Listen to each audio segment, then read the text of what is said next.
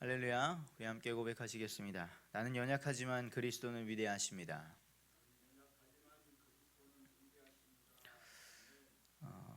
우리 함께 선포해 볼까요? 순서대로 오직 복음, 오직 제자, 오직 교회, 오직 재생산입니다. 함께 고백합니다. 오직 복음, 오직 제자, 오직 교회, 오직 재생산. 아멘. 오늘 나눌 말씀의 제목은요, 절대 주권자 하나님, 절대 주권자 하나님입니다. 우리가 하나님의 은혜로 복음을 받았습니다. 복된 소식이죠. 무엇이 복된 소식이냐? 아픈 자에게는 나을 방법이 있다. 자녀가 없는 자에게는 너에게 자녀가 있을 것이다. 소망이 없는 사람에게는 너에게 소망이 있고 너에게 미래가 있다. 화장실이 급한 사람에게는 저기 화장실이 있다. 아주 복된 소식입니다. 우리가 받은 복음 무엇입니까? 우리가 영원히 멸망받을 사망 가운데 있었는데 새 생명이 주어졌다. 영원한 생명이 있다. 그 복음이 바로 예수 그리스도시다 라는 것이죠. 이 복음이 굉장히 풍성합니다. 우리 성도님들께서 들으면 들을수록, 살아가시면 살아가실수록 느끼시겠지만 복음은 한이 없죠. 지금 역대상을 보시면 9장까지 족보가 쭉 나왔습니다. 그리고 이제 10장부터 사울 왕이 죽고 이제 하나님의 언약을 따라 세워지는 다윗의 이야기가 시작이 될 텐데요. 이 복음이 매우 풍성하기 때문에요, 때로는 간단하게 표현될 수 있습니다. 그게 족보죠.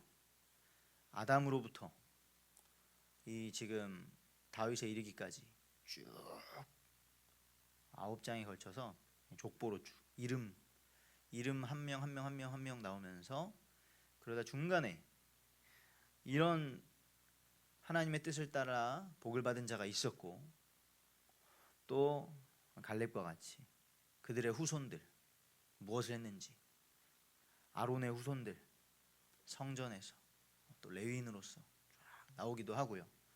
아니면 아간과 같이 범죄하여서 멸망당한 자들도 나오기도 합니다. 그러나 또 하나님의 은혜가 나타나죠. 고라는 모세를 대적했던 자 아니겠습니까? 그래서 그 자리에서 즉사했는데, 하지만 하나님의 또 복음은 무엇입니까? 그들의 후손들이 아들 3명은 죽지 않았는데 그 고라의 자손들이 다시 성전을 섬기고, 또 시편에 많은 고라의 자손들의 시들이 있습니다. 그 말은 내가 범죄하여 이 육신이 멸망당할지라도 하나님께서는 오래 참으시고 또 끝까지 회복시키시는, 구원하기를 소망하시는 마음이 있다는 복음이죠. 그래서 이 구약에 보면 분명히 하나님의 뜻을 불순종하여 멸망당하는 자들이 있고, 그런 모습들이 있고, 또 그러나 회개하고 돌이키면 구원하시는 하나님의 역사가 있는데요, 놀랍게도 구약에 굉장히 하나님 무서우신 것 같지만 죄를 짓고 하나님의 멸망을 당하는 데는 굉장히 오래 걸립니다. 이런 악한 왕을 왜 몇십 년씩 두실까 하는 일들이 있고, 그러나 회개하면 즉시 하나님은 반응하시고 구원하시는 하나님의 놀라운 은혜를 보게 됩니다. 이렇게 때로는 복음이 족보로 간단하게 이름만 언급해도 한 줄만 나와도 하나님께서 이렇게 하나님의 놀라운 구원을 이루셨구나 알 수 있고요. 그 족보가 또 여기 역대상 말고도 창세기에 몇 번 나오죠. 아담으로부터 그 셋의 후손이 다시 시작되면서 이 노아까지, 또 노아에서 다시 하나님의 백성들을, 나라를 이루시는 아브라함까지 딱 족보들이 나옵니다. 마태복음에도 예수님의 탄생이 나타나기 전에 아브라함과 다윗의 자손 예수 그리스도의 세계라 하면서 예수님의 족보를 쭉 보여주면서 어떻게 하나님께서 역사하셨는가 이렇게 복음을 간단하게도 보여줍니다.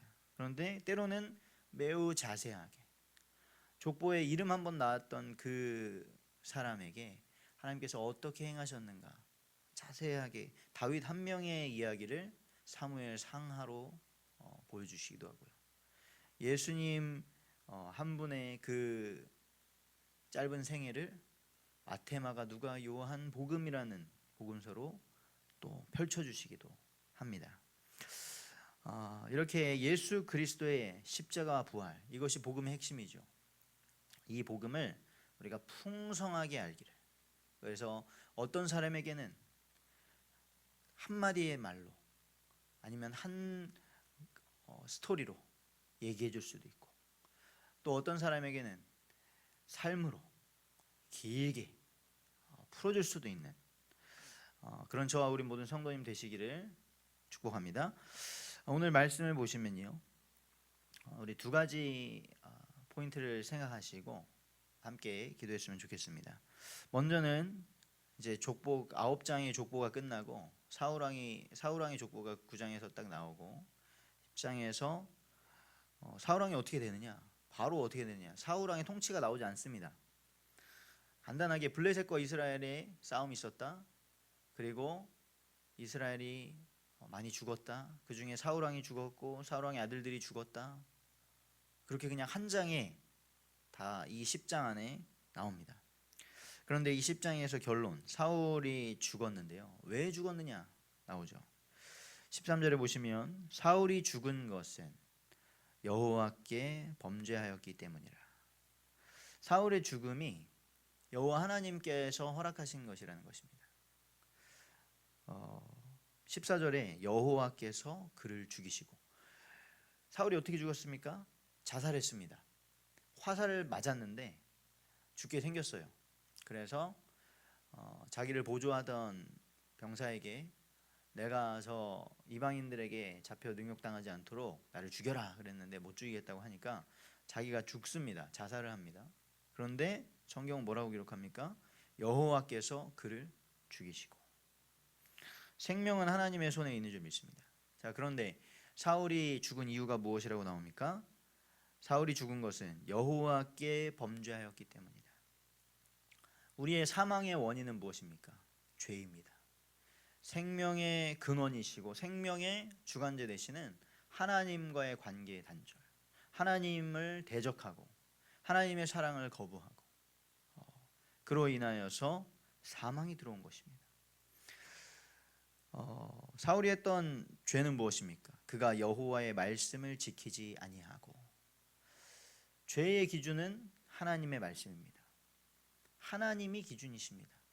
하나님께서 악하다고 하시기 때문에 악한 것이고요. 하나님께서 법을 정하셨기 때문에 우리를 창조하시고 세상 천지 만물을 만드신 하나님께서 생명의 원리를 정하셨기 때문에 그것에서 벗어나면 죄가 되고 죽는 것입니다. 사울의 인생으로 인하여서 우리 인생의 중요한 말씀이 교훈의 말씀이 남았죠. 순종이 제사보다 낫다. 오늘 우리의 마음에 하나님의 말씀을 듣고 하나님의 말씀을 기쁨으로 순종하고자 하는 마음이 넘치기를 원합니다. 그리고 사울은 자신의 사무엘이 죽고 자신의 위기에 처하자 어떻게 했습니까? 신접한 자를 찾아가서 가르치기를 청했습니다. 하나님의 선지자와 하나님의 말씀을 의뢰하는 것이 아니라 신접한 자, 귀신을 쫓아갔다는 이야기죠. 그래서 많은 사람들이 이게 무엇인가 궁금해하는 장면 중에 하나가 사울이 신접한 자를 찾아가서 사무엘의 영을 불러 일으켰다. 그래서 사무엘에게 묻고 답을 얻는 장면이 나오는데요. 귀신의 장난이죠. 지금도 놀라운 것은 지금도 그것이 일어나고 있고 마귀가 하는 일은 너무나 똑같죠. 그리고 지금 우리나라는 너무나 미신을 좋아하는데요. 이제는 젊은 세대들이 무당을 찾아가고 또 점을 보고 사주, 타로 보는데 이제는 무당들도 귀신도 마귀도 전략을 젊은이들에게 맞춤형으로 바꿨습니다. 무당들이 거의 유튜브 방송하고 또 자신들의 인터넷 소셜 미디어 계정을 가지고 즉석으로 상담해주고 온라인으로 이제 상담해주고 인터넷에서 여러 가지 물건들을 팔고 그렇게 지금 또 이 시대에도 이런 귀신 문화가 흘러가고 있습니다. 하나님께서는 이것을 죄라고 분명히 말씀하셨습니다. 요즘 유명 연예인들이 자신이 기독교인임을 밝히는 일이 많습니다. 좋은 영향이 있겠죠. 저렇게 유명한 연예인도 기독교인이구나, 교회를 다니는구나. 그런데 그와 더불어 또 반대로 엄청 악영향을 주는 것 중에 하나 뭐냐면 저 기독교인이에요 라고 말해놓고 그런데 저 점도 보고 저 뭐 어디 이사 가면은 뭐 팥도 뿌리고 뭐 이런 것도 하고 저런 것도 합니다 라고 아무렇지도 않게 얘기를 하는 거예요. 그러면 모르는 사람이 듣기에는 기독교인도 저런 거 해도 되는구나, 저런 게 열려 있는 거구나 라고 또 착각을 일으키게 하죠. 그래서 지금은 교회도 또 유명인이나 아니면 저희 같이 뭐 무명인이나 신자들이 정말 하나님의 말씀을 따라 거룩하게 살아야 할 그런 의무가 있습니다. 사명이죠. 신접한 자에게 가르치기를 청하면서 사울은 14절에 여호와께 묻지 아니하였습니다. 하나님께 물으면 우리를 사랑하시고 우리와 항상 함께하기를 원하시고 언제나 응답하기를 원하시는 하나님. 역대상 4장에 야베스라는 사람이 갑자기 탁 나오더니 야베스라는 그 이름은 고통, 슬픔이라는 그런 의미를 가지고 있는데요. 그 야베스라는 사람이 자신의 이 이름, 자신의 출생, 그 환경과 상관없이 여호와께 구합니다. 원컨대 주께서 나에게 복에 복을 더하사 나의 지경을 넓히시고 나로 환난을 벗어나 근심이 없게 하옵소서 구했는데요. 하나님께서 그것을 허락하셨다라고 나와 있거든요. 하나님께서는 기도하는 자에게, 자신을 찾는 자에게 응답하시고 역사하시는 사랑의 은혜의 하나님이신 줄 믿습니다. 그런데 사울이 그 하나님의 말씀을 듣지 아니하고 신접한 자에게 가르침 받기를 청하고 여호와의 말씀을 듣지 않았다, 묻지 않았다. 이렇게 사울의 인생을 딱 한마디로 결론을 낸 것이죠. 우리는 딱 이 반대로 우리의 인생이 정리되기를 원합니다. 정요한이 하나님께 기쁨이 되었고, 정요한이 하나님의 말씀을 지켰고, 정요한이 이 귀신의 가르침을 받기를 원하지 아니했고, 세상의 풍조를 따르지 않기를 원했고, 하나님께 물으며 그 반대의 길을 딱 갔던 사람이 누굽니까? 그 사울의 반대의 길을 갔던 사람이 다윗으로 사무엘 상하에 나타나 있죠. 그래서 어떻게 됩니까? 나라를 다윗에게 넘겨주셨다 합니다. 다윗이 이 나라 안 되겠구나, 사울 왕의 손에 있다가는 큰일 나겠구나, 내가 다 나라를 차지해야겠다 했던 것이 아닙니다. 내가 왕이 된다면 잘 다스릴 텐데 했던 게 아닙니다. 사울의 목숨이 하나님의 손에 있었고요, 그리고 이스라엘 나라가 하나님의 손에 있었습니다. 그 나라를 여호와께서 그를 죽이시고 사울을 죽이시고 그 나라를 이스라엘을 이새의 아들 다윗에게 넘겨주셨더라. 주권은 하나님께 있습니다. 이것을 다윗이 알았습니다. 다윗은 목동일 때, 양을 칠 때 알았죠. 진정한 목자는 하나님이시다. 그래서 시편 23편 여호와는 나의 목자시니 내게 부족함이 없으리로다. 다윗은 자신이 도망 다닐 때, 사울 왕에게 쫓겨다녀서 도망 다닐 때에 자신이 피할 곳이 하나님이시구나라는 걸 알았습니다. 여호와는 나의 요새시요 나의 방패시요. 싸울 때도 알았죠. 골리앗 앞에서도 알았습니다. 내가 승리할 수 있는 비결은 만군의 여호와의 이름으로 하는 것이다. 그리고 자신이 왕이 되었을 때도 고백합니다. 왕이신 나의 하나님. 이렇게 모든 주권이 하나님께 있다는 것을 알았던 다윗이요, 역대상 결론에 가면 29장에 이렇게 마지막에 고백을 합니다. 역대상 29장 11절 12절에 여호와여, 위대하심과 권능과 영광과 승리와 위엄이 다 주께 속하였사오니. 다윗이 왕으로서 다 누렸던 것이죠. 가장 위대한 왕 다윗. 다윗에게 권능이 있어서 모든 나라를 평정하게 되고 주변국들을 정복하게 되죠. 영광을 얻죠. 승리합니다. 그런데 이 모든 것이 다 주께 속하였다라는 것입니다. 그것뿐만 아니라 천지에 있는 것이 다 주의 것이로소이다. 이 고백을 성전을 건축하기 위한 준비를 하면서 예물을 드리면서 고백하거든요. 우리가 언제 주께 이렇게 드릴 힘이 있었습니까? 주께 받은 것을 주님께 다시 드리는 것뿐입니다 라고 고백하는 것입니다. 여호와여, 주권도 주께 속하였사오니 주는 높으사 만물의 머리이심이니이다. 그러면서 부와 귀가 주께로 말미암고 부귀가 모두 다 하나님께로부터 온다는 것이죠. 주는 만물의 주제가 되사 손에 권세와 능력이 있사오니 모든 사람을 크게 하심과 강하게 하심이 주의 손에 있나이다 라고 하나님의 절대 주권을 고백합니다.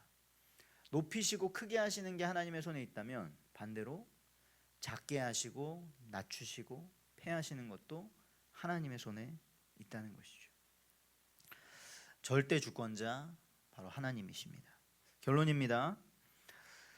사울의 죽음이 하나님의 손에 있었던 것처럼 생명은 하나님의 손에 있습니다. 우리의 생명도 하나님의 손에 있죠. 우리가 소중하게 여기는 그 사람, 우리의 자녀 다 하나님의 손에 있습니다. 그런데 우리의 인생 어떤 인생입니까? 예수님께서 자기의 생명으로 자기 핏값으로 사신 인생입니다. 우리는 우리의 것이 아닌 줄 믿습니다. 그래서 오늘도 살아가시면서 하나님을 기쁘시게 하는 삶을 살기를 소망합니다. 예수님께서도 생명의 주관자 되신 하나님 아버지께 기도했습니다. 겟세마네 동산에서 기도하셨죠. 아버지, 허락하실 수 있으면 이 잔을 내게서 옮기시옵소서. 하지만 하나님께서 허락하지 않으셨습니다. 하나님의 주권입니다. 그 하나님의 주권을 알게 되시고 두 번째 기도하실 때 말씀하시죠. 아버지, 제가 이 잔을 감당하게 하옵소서.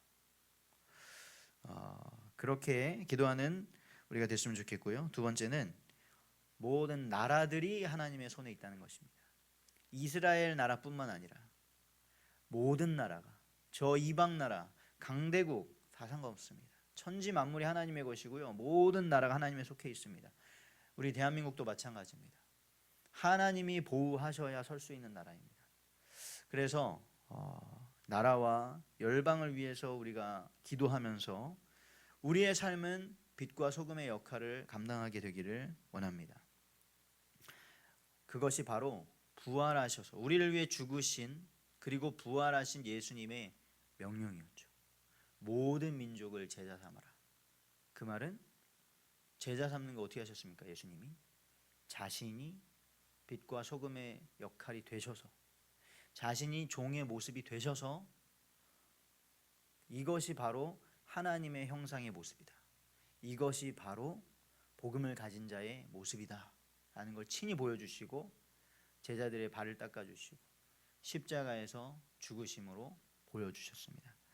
그리고 우리에게 이제는 이 사명을 맡겨주신 것이죠. 올해 무너진 곳을 세우실 것인데요. 우리가 이번 강단의 말씀을 받았던 것처럼 그 무너진 곳을 세우기 위하여 우리가 사랑하는 그 한 영혼을 살리기 위하여 예수님과 같이 죽을 줄 뻔히 알면서 그 길을 가는 미친 자가 되기를 주님의 이름으로 축복합니다.